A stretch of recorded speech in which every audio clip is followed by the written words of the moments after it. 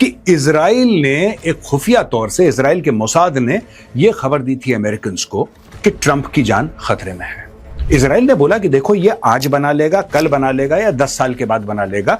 Iran का intent है nuclear weapon बनाना, पहले इंटेंट समझ लो ईरान का। दोस्तों मैं आपको यह बताता हूं कि यह लड़ाई इजराइल क्यों चाहता है, और इजराइल चाहता है बाय द वे। मैं आपको आज बता दूं, इजराइल ये जानता है, इजराइल ये पहचानता है, और इजराइल को ऐसा लगता है कि जब तक उसने हमास, हिजबुल्लाह, हूथी और फिर ईरान के अंदर तख्ता पलट उसने नहीं करा, तब तक इजराइल सुख शांति से नहीं रह सकता।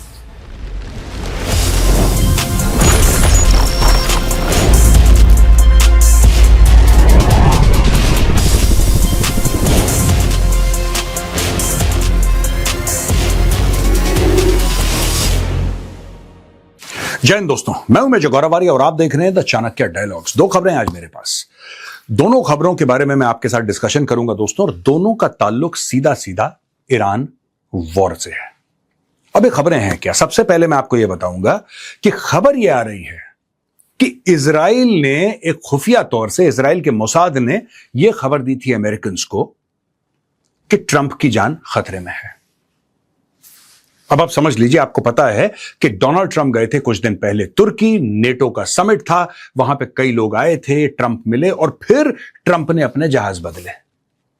ट्रंप उस जहाज में नहीं गए जिसमें ट्रंप को जाना था, जो कतर ने गिफ्ट किया था, उस जहाज में नहीं गए, यह आपको बात पता है। और डोनाल्ड ट्रंप ने फिर जहाज बदले, फिर वो फूड के कंटेनर में, यानी कि जिसमें खाना ले जाते हैं केटरिंग वाले, उस ट्रक में बैठकर गए, कंटेनरों के बीच में चुपचाप उन्होंने जहाज पे वो गए और फिर वहां से उड़े। तो 2-4 बार उन्होंने चेंज करी हैं अपनी मोड ऑफ ट्रांसपोर्टेशन, उसमें ट्रक भी शामिल था, एक जहाज फिर दूसरा जहाज वगैरह वगैरह। अच्छा, इसमें स्टोरी क्या है मैं आपको बताता हूं। अब यह पता लग रहा है कि इजराइल ने बताया कि सर यह हो सकता है, और फिर अमेरिकन्स को डाउट हुआ कि यार इजराइल इसलिए तो नहीं कर रहा क्योंकि इजराइल ये चाहता है कि ये लड़ाई और आगे बढ़े, ये लड़ाई ना रुके। ये डाउट था लोगों को इजराइल पे। ऐसा ही डाउट कुछ महीने पहले भी हुआ था इजराइल पे, और वो डाउट क्या था? वो डाउट ये था जब इजराइल ने ये बोला था कि नहीं, इनके पास तो न्यूक्लियर वेपन है ईरानियंस के पास। तो उन्होंने बोला नहीं साहब, वो तो कई साल बाद है, ऐसा थोड़ा ना कि 2 हफ्ते में बना लेगा, 1 हफ्ते में बना लेगा, कई साल बाद। तो इजराइल ने एक बात समझाने की कोशिश करी। इजराइल ने बोला कि देखो ये आज बना लेगा, कल बना लेगा या 10 साल के बाद बना लेगा। ईरान का इंटेंट है न्यूक्लियर वेपन बनाना, पहले इंटेंट समझ लो ईरान का। ठीक है, आप ये चाहते हो कि इंटेंट कैपेबिलिटी में ना बदले, और अगर आप ये चाहते हो कि जो इंटेंट है यानी कि ईरान का जो इरादा है वो कैपेबिलिटी यानी कि सलाहियत उसमें ना बदले, तो आपको इंटेंट लेवल पे उनको रोकना पड़ेगा। ऐसी कई सारी चीजें थी जो इजराइल ने इंटेलिजेंस दिया, बाद में जाके यूएस ने बोला नहीं नहीं, इनका तो यह मन है कि लड़ाई चलती रहे चलती रहे चलती रहे।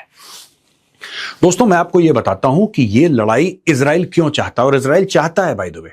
मैं आपको आज बता दूं, let me be very clear, Israel wants this war, Donald Trump does not want this war. अब इजराइल को यह लड़ाई क्यों चाहिए और डोनाल्ड ट्रंप को क्यों नहीं चाहिए, यह मैं आपको समझाता हूं, तब आपको बिल्कुल क्लियर हो जाएगा। देखिए साहब, ऐसा है कि इजराइल को एक बात यह पता है कि यह जो लड़ाई ईरान के साथ है एग्जिस्टेंशियल है।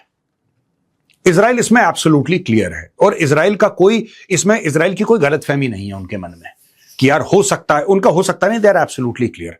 ऐसा क्यों, मैं आपको बताता हूं एक छोटा सा एग्जांपल। जब मैं एग्जांपल आपको दे दूंगा ना दोस्तों, तब आपको पूरा मैटर क्लियर हो जाएगा कि मामला इजराइल ऐसा क्यों सोचता है। लोग इंडिया में समझते हैं अरे इजराइल बड़ा एग्रेसिव है, अगर किसी ने ईंट मारा तो पहाड़ मार देता है। इसके पीछे एक फिलॉसफी है, इसके पीछे एक थिंकिंग है इजरायली स्टेट की, वो मैं आपको समझाने की कोशिश करता हूं। देखिए, इसका जियोपॉलिटिक्स से कोई मतलब नहीं है दोस्तों, ना इसका मिलिट्री से कोई मतलब है। हां, लड़ाई हो रही है तो मिलिट्री का पूरा दखल है इसमें, जाहिर सी बात है। और क्योंकि इससे ऑयल मार्केट्स ऊपर नीचे हो रहे हैं और पूरे डिफेंस के जो जिसको कहते हैं कि कोलैबोरेशन चल रहे हैं पूरे मिडिल ईस्ट में, जैसा आपने सुना मिडिल ईस्ट में कि डिफेंस के कोऑपरेशन नए नए आ रहे हैं, नए नए प्लेटफॉर्म्स बन रहे हैं, मेका डिक्लेरेशन हो गया, सऊदी अरब, तुर्की, पाकिस्तान एटसेट्रा एटसेट्रा, तो जियोपॉलिटिक्स का इंपैक्ट है। लेकिन एक बात मैं आपको बताना चाहता हूं, यह बात मैं एक बार पहले मेंशन कर चुका हूं, तो आप यह मत सोचिएगा कि मेजर साहब ये तो पहले ही बता चुके हैं। अब क्यों? अब इसलिए कि आप समझ जाइए इजराइल क्यों अटैक करना चाहता है, और इजराइल अटैक करना चाहता है, यह बात सच है, लेकिन क्यों जानना जरूरी है, तब आप पूरे वॉर को समझेंगे। देखिए, 1979 के पहले आपको यह बात पता है कि ये लोग बेस्ट ऑफ फ्रेंड्स थे, यानी कि इजराइल और ईरान जैसी दोस्तियां कम देखने को मिलती थी। और ये लोग खड़े किसके खिलाफ हुए थे? अरब नेशनलिज्म के खिलाफ। ठीक है जी।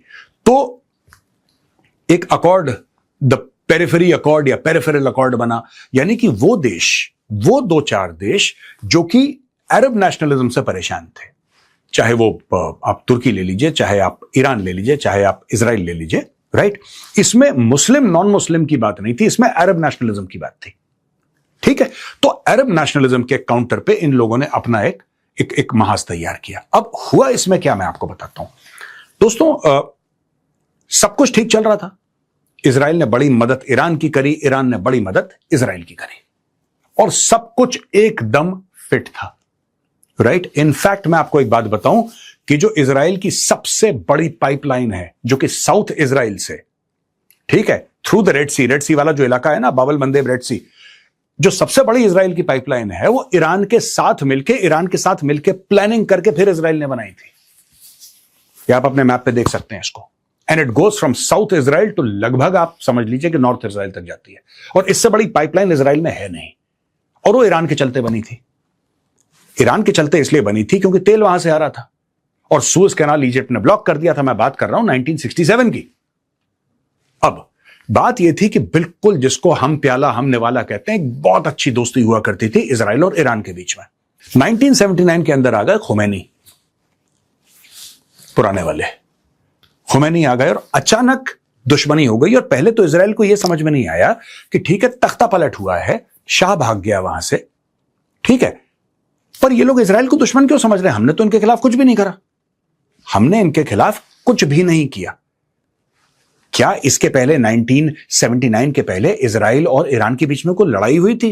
नहीं, बिल्कुल भी नहीं। इनकी फौजें सबसे अच्छे दोस्त इनकी फौजें, इनकी लीडरशिप बेस्ट ऑफ फ्रेंड्स, इनकी इंटेलिजेंस एजेंसीज, इनके खुफिया इदारे बेस्ट ऑफ फ्रेंड्स।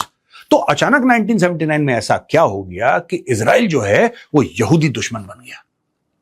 जिस यहूदी के साथ बैठ के आप खाना खाते थे, पानी पीते थे और शेयर करते थे हर एक चीजें, जो आपके यारों का यार था, वो यहूदी अचानक दुश्मन कैसे हो गया 1979 में? ये जो मैं कह रहा हूं ना कि बेंजामिन नेतन्याहू कह रहा है कि अटैक करो, इसके पीछे बहुत लंबी कहानी है। अब हुआ ये कि इन्होंने बोल दिया कि नहीं साहब, हम हर चीज को, क्योंकि ये सब मौलवी मौलाना थे, तो इन्होंने बोला कि हम हर चीज को रिलीजन की लेंस से देखेंगे। अब जो शाह की हुकूमत थी वो थोड़ा सा सेक्युलर लेंस से चीजों को देखती थी। वो कह रहा क्या यहूदी क्या है यार, काम धंधे की बात करो और फॉरगेट अबाउट एवरीथिंग एल्स। जब खुमैनी आए, उन्होंने पूरा का पूरा सिस्टम बदल दिया, और शाह की अपनी गलतियां भी थी। ऐसी बात नहीं है कि ईरान के लोग शाह से बड़े खुश थे। अगर शाह से बहुत खुश होते तो ये इस्लामिक रेवोल्यूशन कभी होता ही नहीं ईरान में। लेकिन हुआ क्योंकि लोग शाह से ना खुश थे। उनको यह नहीं पता था कि शाह से 10 गुना बड़ा एक परेशानी ये लोग खुद के लिए पाल रहे हैं। और ये मैं कह रहा हूं कि सिस्टम के लिए ईरान के अंदर जो सिस्टम बन गया वो बहुत ज्यादा सफोकेटिंग बन गया। अब हुआ क्या, बात ये समझ में आ गई कि साहब ये पूरा मामला मजहब का है। 1967 की जो लड़ाई थी, जिसको 6 डे वॉर बोलते हैं, जो इजराइल के ऊपर हमला हुआ था, 1973 वाली लड़ाई जिसमें इजराइल के ऊपर हमला हुआ था, जिसको योम किपुर वॉर बोलते हैं, ये दोनों की दोनों लड़ाइयां, इसमें ऐसा नहीं था कि मुसलमान यहूदी ये सब नहीं था। It was mostly Arab nationalism. It was कि नहीं यार, ये हमारी जमीन ले ली, हम इसके ऊपर कब्जा कर लेंगे, ये ज्यूज ने आके कैसे हमारी जमीन, ये इन सब चीजों के उस जमाने में जियोपॉलिटिक्स थी। जब से ईरान आया है ये फाइट हो गई मजहबी। दोस्तों, मैं ये नहीं कह रहा कि पहले मजहब का फैक्टर नहीं था, बिल्कुल मजहब का फैक्टर था, और डे 1 से मजहब का फैक्टर था, इसमें कोई किसी को शक नहीं होना चाहिए। लेकिन सिर्फ मजहब का फैक्टर नहीं था, मैं ये कह रहा हूं। जब ईरान आया तो फैक्टर सिंपल सा हो गया कि मजहब का मामला है। इसीलिए आप देखिए बांग्लादेश कितना दूर है इजराइल से, और बांग्लादेश ये कहता है कि हम इजराइल को रिकॉग्नाइज नहीं करते, हम नहीं करेंगे। बांग्लादेशियों का क्या मैटर है इजराइल से? कभी आपने सोचा है? कभी आपने सोचा है कि बांग्लादेशियों का क्या मैटर है इजराइल से? आप ये कह सकते हैं कि ठीक है, सऊदी अरब के बगल में है इजराइल, आप ये कह सकते हैं, सऊदी अरब है, जॉर्डन है, फिर इजराइल है, आप इस तरीके से देख सकते हैं। आप ये कह सकते हैं कि मिडिल ईस्ट में क्योंकि इजराइल से लड़ाइयां हुई हैं तो एक मन में खटास है, कहीं ना कहीं you can try and justify. It's a long shot but you can justify. Bangladesh को क्या प्रॉब्लम है, आप एक बात बताइए? बांग्लादेश को तो कोई प्रॉब्लम होनी नहीं चाहिए इजराइल के साथ, बांग्लादेश की तो कोई लड़ाई नहीं हुई, कुछ भी नहीं है। पाकिस्तान को क्या प्रॉब्लम है? Nobody knows. पाकिस्तान को क्या प्रॉब्लम है? Nobody knows. लेकिन है, बड़ी सॉलिड प्रॉब्लम है। पाकिस्तानी पासपोर्ट पे लिखा है कि दुनिया के हर एक मुल्क पे आप ये पासपोर्ट लेकर जा सकते हैं छोड़ के इजराइल, छोड़ के इजराइल क्यों? अच्छा, असली दुश्मनी पाकिस्तानियों की भारत के साथ है। भारत में आईपीएल में भी खेलना है, बॉलीवुड में गाना भी गाना है, भारत के साथ ट्रेड भी करनी है, सब कुछ करना है भाई। अपना इलाज भी करना है, अपना लिवर, अपना गुर्दा, कलेजी सब भारत में चेंज करवाने हैं, रिपेयर करवाने हैं, सब कुछ करवाना है। और भारत के साथ 4 जंगें लड़ चुके हैं। मैं ऑपरेशन सिंदूर का नाम ही नहीं ले रहा अभी। 4 युद्ध हो चुके हैं। ऑपरेशन सिंदूर, कश्मीर का मामला, टेररिज्म, पंजाब के अंदर टेररिज्म, सब पाकिस्तान का। इतना अभी भी लाइन ऑफ कंट्रोल आप देख लीजिए, लाइन ऑफ कंट्रोल। और भी कई सारी चीजें जो पाकिस्तान बीच में बोलता रहता है, उसको खट्टी डकारें आती रहती हैं। लेकिन पाकिस्तान ने आज तक यह नहीं बोला कि इंडिया नहीं जा सकते आप ये पासपोर्ट लेके। कभी नहीं बोला पाकिस्तान ने। आप ये पॉइंट ऑफ व्यू समझिए, पाकिस्तान ने आज तक ये नहीं बोला कि आप इंडिया नहीं जा सकते। अरे भाई, इंडिया नहीं जा सकते तो पहले बोलना चाहिए पाकिस्तानियों को। अपने पासपोर्ट पे तो पाकिस्तानियों को यह लिखना चाहिए कि valid for every country in the world accept India, क्योंकि इंडिया के साथ जंगे हैं आपकी। इंडिया जाना पसंद करते हो, इंडिया का सामान इस्तेमाल करना पसंद करते हो, लेकिन इजराइल से बात नहीं करनी। क्यों नहीं करनी, आम पाकिस्तानियों को नहीं पता है। They don't know unless of course they know that it's religious in nature. तो ये मैंने आपको बात बता दी। इजराइल ये जानता है, इजराइल ये पहचानता है, और इजराइल को ऐसा लगता है कि जब तक उसने हमास, हिजबुल्लाह, हूथी और फिर ईरान के अंदर तख्ता पलट उसने नहीं करा, तब तक इजराइल सुख शांति से नहीं रह सकता। ठीक है जी। अब ये तो एक खबर हो गई। दूसरी खबर जो ईरान की वॉर से रिलेटेड है, that is USS Abraham Lincoln. वो है यूएसएस एब्राहम लिंकन। और यूएसएस एब्राहम लिंकन क्या है दोस्तों? USS Abraham Lincoln basically is an aircraft carrier, और उसकी डिप्लॉयमेंट को बहुत टाइम हो गया है। वो महीनों दर महीनों तक अब लोग यार शिप पे हैं, खाना पीना सब कुछ है, लेकिन लोग घर भी जाना चाहते हैं, छुट्टी भी जाना चाहते हैं, 10 चीजें होती हैं। डोनाल्ड ट्रंप ने ऐसी चूड़ियां कस रखी हैं कि वो परमानेंटली वहां पे ऐसा लगता है कि भाई हम तो डिप्लॉयमेंट पर ही हैं।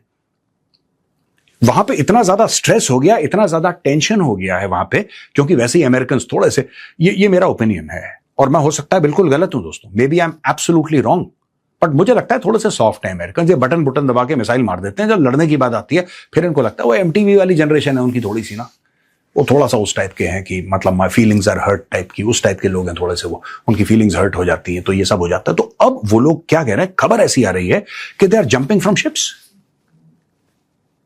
यूएसएस एब्राहम लिंकन जो शिप है उससे कूद रहे हैं, they are jumping from ships. कह रहे हैं कि नहीं यार, ऐसा जीना भी क्या जीना। तो दोस्तों, ये डोनाल्ड ट्रंप ने अब अमेरिका को लाके एक ऐसे नहज पे खड़ा कर दिया है कि जो सोल्जर्स हैं they are refusing to fight, they don't have that toughness in them. वो टफनेस है ही नहीं इन लोगों में, राइट। और डोनाल्ड ट्रंप ने बिल्कुल अच्छा करा कि बूट्स ऑन ग्राउंड नहीं डाले ईरान में, वरना ईरानी खा जाते इनको। मैं बता रहा हूं, जिसको दिन में 3 बार बर्गर चाहिए और उसको KFC का चिकन चाहिए और फिर सॉफ्ट ड्रिंक चाहिए, फिर कहता है मुझे घर भी जाना है, भैया लड़ने वालों के लक्षण ऐसे नहीं होते हैं।